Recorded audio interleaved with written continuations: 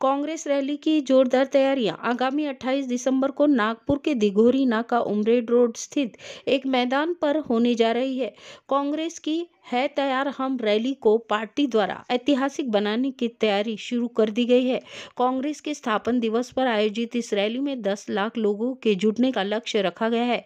इसके लिए विदर्भ के सभी जिलों को टारगेट दे दिया गया है। नागपुर से ही 2 लाख लोगों के आने का दावा किया जा रहा है। राष्ट्रीय स्तर से भी अनेक नेता रैली के लिए पहुंचेंगे।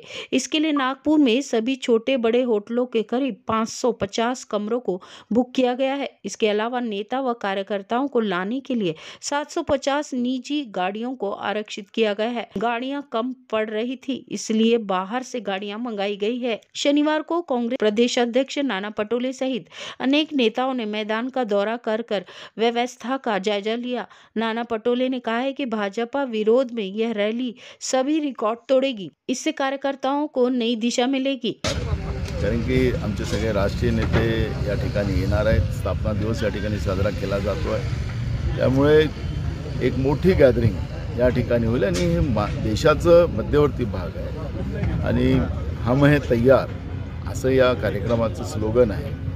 ज्याप्रमाणे इंग्रजांच्या विरोधात आम्ही त्यावेळेस लढून त्यांना अत्याचारी व्यवस्थेला या देशातून हाकलून लावलं, तसंच आज देशामध्ये लोकशाही संपुष्टात आणणारी जी सरकार आहे, यांना आपण पाहिलं असेल की उदाहरणं अनेक देता येईल की खासदार लोकसभेमध्ये उपस्थित नसताना त्याला निलंबित केलं।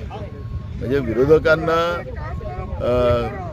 त्यांना ज्या पद्धतीनं यांनी विरोधक लोकसभेतून लोकांनी निवडून दिलेल्या खासदारांना कसं निलंबित करतात हे आपल्या देशाने पाहिलेलं आहे। त्यामुळे या सगळ्या व्यवस्थेच्या बद्दलची चीड, प्रचंड चीड देशाच्या जनतेमध्ये आहे आणि म्हणून अशा एक अत्याचारी आणि लोकशाही न मानणाऱ्या सरकारच्या विरोधात जो उद्रेक आहे, तो उद्रेकाचं नागपूरमधून एक मोठा मेसेज पूर्ण